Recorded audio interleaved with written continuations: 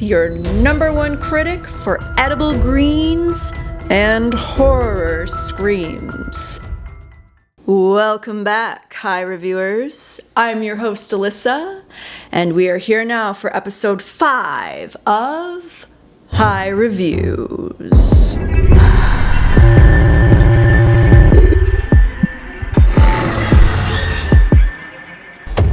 I don't know anything about it. I just saw the cover, the film poster that was made from 1985. I get a feeling that it probably has kind of a similar vibe to The Blob, the remake, not the 1958 version, but The Blob. And I wonder if there's going to be some crossover with that. I also know that this is supposed to be a satirical horror. So I'm looking to just have a really good time with this one. Since it was made in 1985, I am anticipating practicals, some really gross, gory effects probably, and perhaps some death scenes and just some weird, funny, gruesome 80s horror. That is what I am in for on this one. At least that's what I'm hoping for, and just to have an enjoyable horror experience. For those of you who have not watched any of my videos, just a disclaimer, I do not give any spoilers when giving my reviews. So, and what I mean by that is I really don't reveal anything as far as any plot points, any kind of spoilers for scares or death scenes or anything like that that could be very revealing. And the reason I do that is because I'm trying to give a review that goes into a bit more of the experience of the movie, as well as some intrigue to it to get maybe your interest to watch it, or to express my interest of what I enjoyed while watching it and what you could look for. So if you really hate spoilers, definitely watch this and give me a try where you can see that I don't do that, and to kind of give a better picture of what it is that I do provide with my reviews. And also, for those of you who are new to my channel, to go with my film review, and those of you who have been watching thus far, you know that I also take a THC edible to review along with the film. So to go with the stuff, I am going to review Baked Bags Exotic Edibles Dope Dough, and I am doing the chocolate chip flavor. They are 200 milligrams a bag. There's about 40 pieces in here, and they are 5 milligrams a piece. I am going to take 4 pieces, equaling 20 milligrams. So let's get doped up and get into the stuff. 1 edible, 1 woman, 1 scary movie. It's time for High Reviews.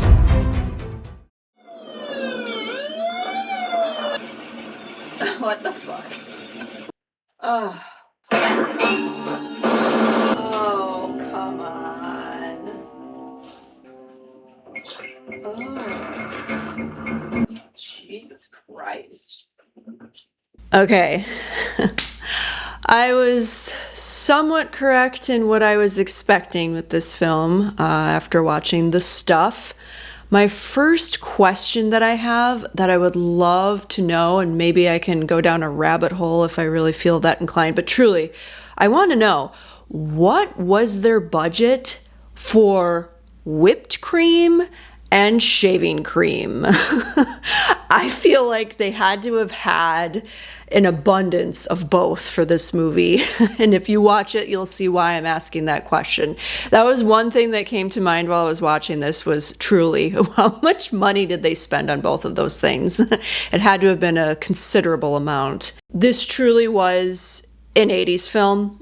Through and through, I have to say. It had both the 80s horror feel to it, in terms of using practical effects that were definitely from that time, in split screens, the use of practicals and prosthetics that were very paper mache looking, and then even twisted and gross and weird and just very obviously fake. But it still disturbed me, I have to say. There was one scene in particular that there was the use of this kind of practical use in horror effect for a really weird thing that was going on.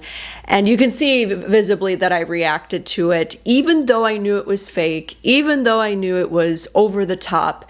I still had a very gross reaction to it. Stretching the disturbance of what that caused, stretching the discomfort that I felt just of how odd and gross and far-fetched this looks, but somehow it still creeped me out. So there was one part in particular where that happened for sure. Also, you have, unfortunately, some harm in this too from the 80s, which is racism.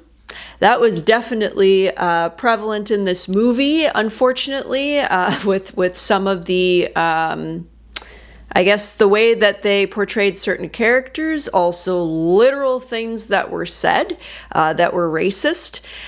So that was definitely there. The mention and discussion multiple times about communists and commies, using that term. On top of that, we have sexism, predatory behavior from men towards women that was just treated like it's nonchalant and normalized, very much so. And then also child abuse, which was very well accepted at that time and overlooked all the time. So those were some of the areas that came through in the film where I'm like, it's disappointing because not every 80s movie that I've seen, horror included, doesn't have those elements in there. So I don't follow that whole ideology of, well, those were the times. And it's like, yeah, just because they were the times doesn't mean they had to do it. Doesn't mean that there wasn't an opportunity where you could change things, because there are plenty of other movies or examples out there where that wasn't happening and they chose a different direction or maybe character development or the storyline. One thing I will say is I'm not entirely sure if some of these things were included intentionally because this was a satirical horror, if they did that on purpose, where it was supposed to be making fun of these awful things that are harmful. I don't know. That wasn't really clear to me with the tone of this film, if that was just like, oh, we're, having these elements in here because this is how it is, or if it's, trying to use the humor to poke fun at that because it's bad. Not entirely sure about that. In the other side of it, where it was very apparent that this is an 80s horror movie, besides the way that the horror effects were used and created and even really goofy, there were definitely some things that I found really funny in terms of how certain characters were portrayed, or maybe death scenes that occurred and how it happened and just how ridiculous it was.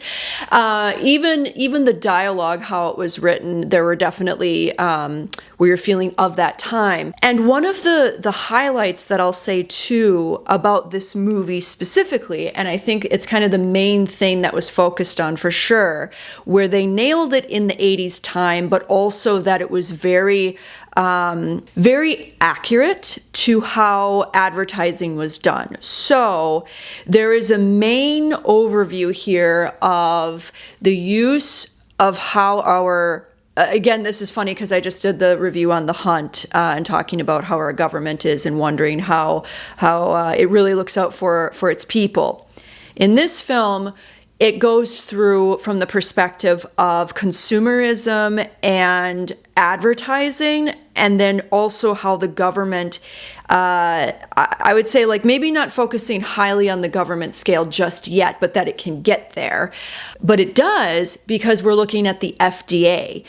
And there are so many theories out there, as well as, I would say, cases and questions that we have about how good is the Food and Drug Administration for us in terms of looking out for our health, our well-being, and whether or not it truly approves or disapproves products that are healthy or not healthy, and what the regulations truly are in terms of, are they really doing their job in a way that is really looking out for the American people? I think a lot of us question that because of what's on the shelves, what we see all the time.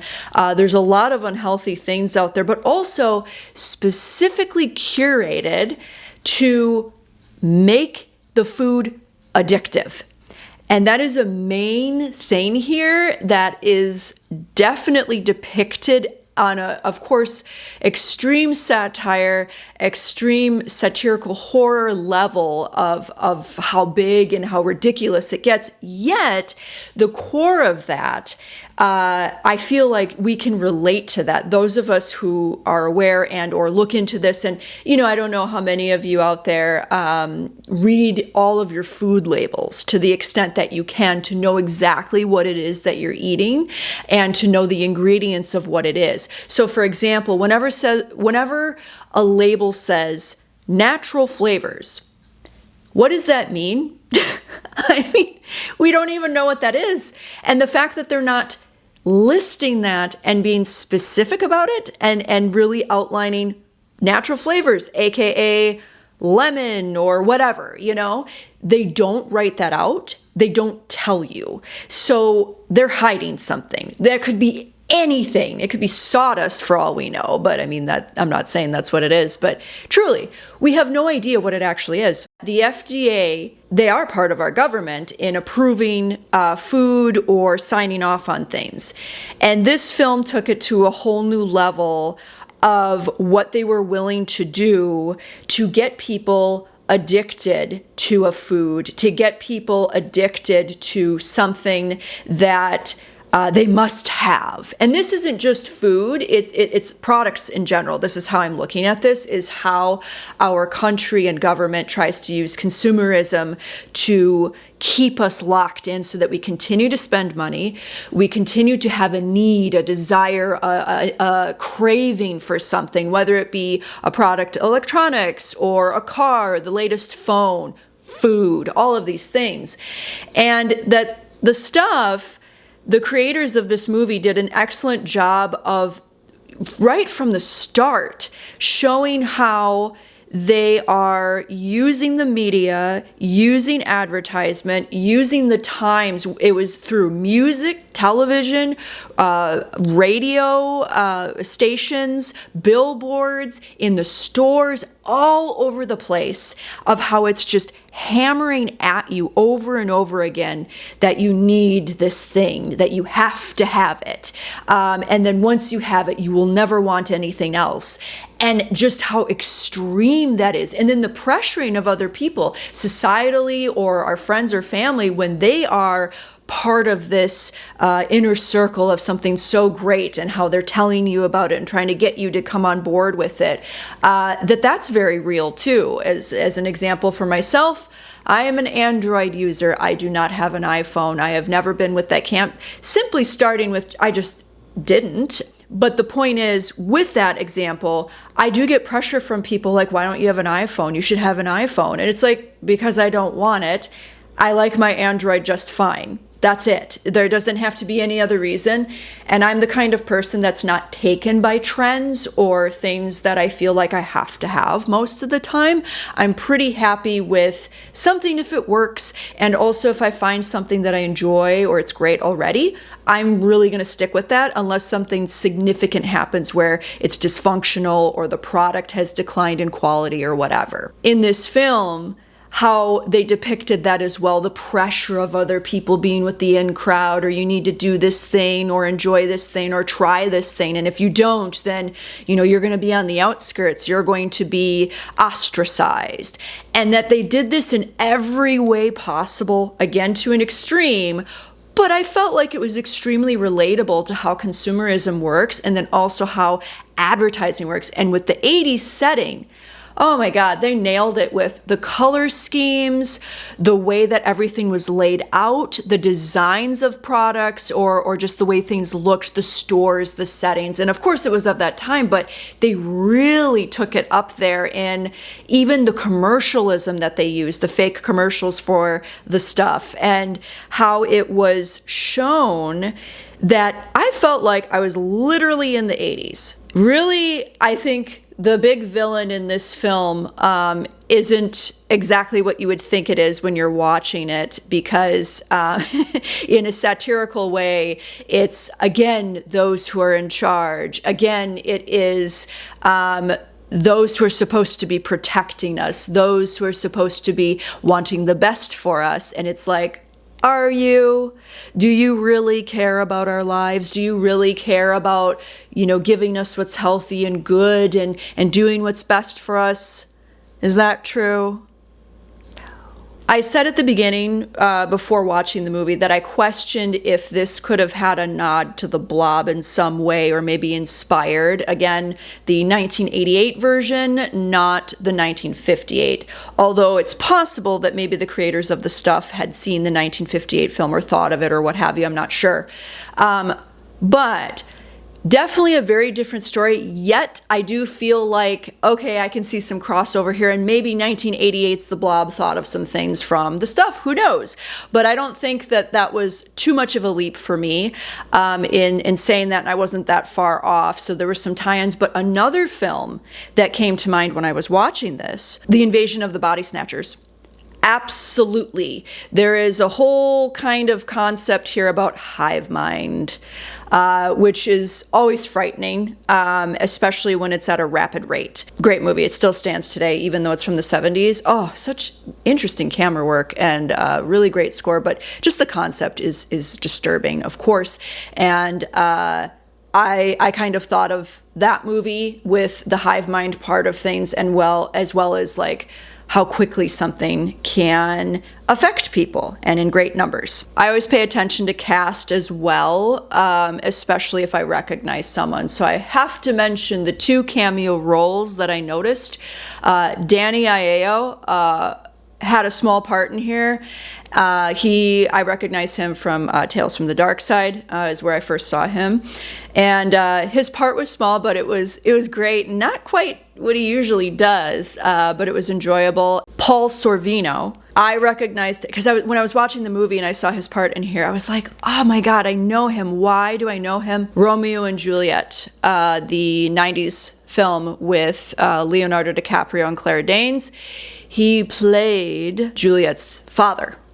And that made a lot of sense to me with the role that he had here in the stuff, because of the need for this kind of tough guy, brute guy, and that was depicted, a similar kind of attitude and personality as Juliet's father. But yes, Danny Aiello and Paul Sorvino had some fun parts in here, some great cameos that were very fitting and enjoyable to watch too. So overall, I asked for a film that was just kind of fun, just kind of a goofy time, and I got that. It was not very serious. It was not really difficult to understand. It was pretty straightforward in what I was expecting and still enjoyable, but it also got me thinking about kind of some things outside of the movie that affect our everyday life, as I mentioned, with the FDA and products and eating and just how food is made, and questioning things a bit more in that way.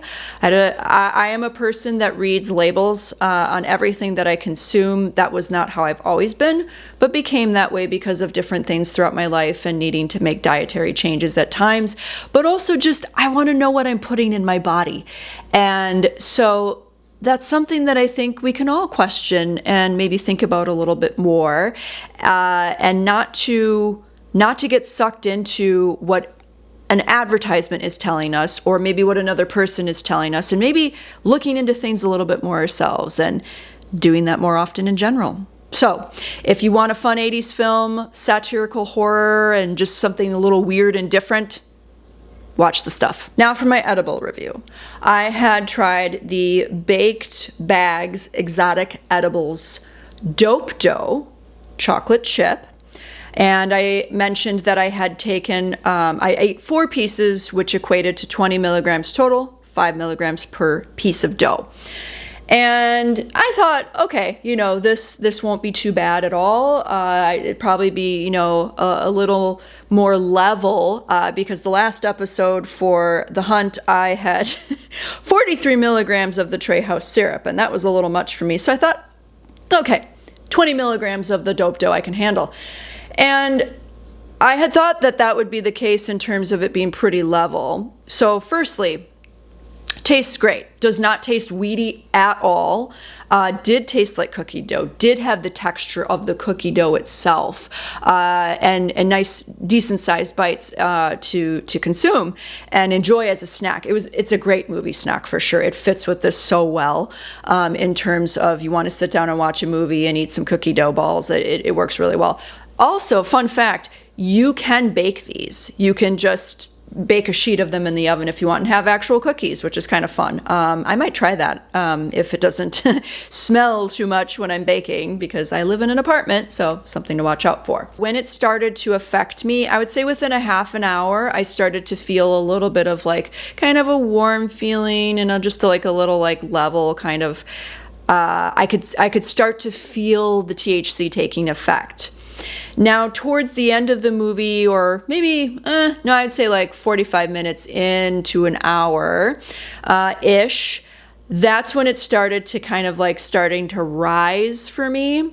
So it definitely affected me, but not in a way that was the same as anything else. There was a bit of a rise of anxiety for me. And I think just because it felt like it was creeping, and it wasn't stopping. So that did happen. And then I thought, oh, maybe I should have only taken 15. That might have been a good idea. I don't know. But when it was doing that, I had hit a point where I'm like, okay, this can stop because it's kind of a little too much for me. And I didn't like that anxious feeling. And there wasn't anything that I was really anxious about. So I'm assuming it might have been from the cookie dough, dope dough. But it did finally peak. It took a little bit for that to come down, but then when it started to come down, I did feel more sleepy, yet I had this interesting head buzz that was going on that I was experiencing, where I was feeling, I don't know how to explain it other than this like kind of head buzz, but just kind of chill. And then I couldn't go to sleep. I ended up doing some editing and getting some things put together, and I was a little wired, which was weird. I felt like, oh man, am I going to be able to go to bed? And it was like 3 a.m. and I still couldn't go to sleep. So maybe next time I'll try 10, because I definitely have a surplus of it since there were 40 pieces in the bag and I'm down to 36. If you want something fun to try that is cookie dough based, THC infused already, you could bake some cookies and have some THC edibles that way. So if you're looking for something fun that is effective and that you can dose appropriately for yourself, I highly recommend the Baked Bags Dope Dough. As always, thank you all for watching. Please leave me some comments with horror film recommendations, THC edible recommendations, and also, again, I am open to that combination of the horror film rec along with the edible rec to go together. You know what to do. Hit like, hit subscribe, and we'll see you here for the next episode of High Reviews. Please hit like, please subscribe, go fuck yourself. There, that's the way to end it.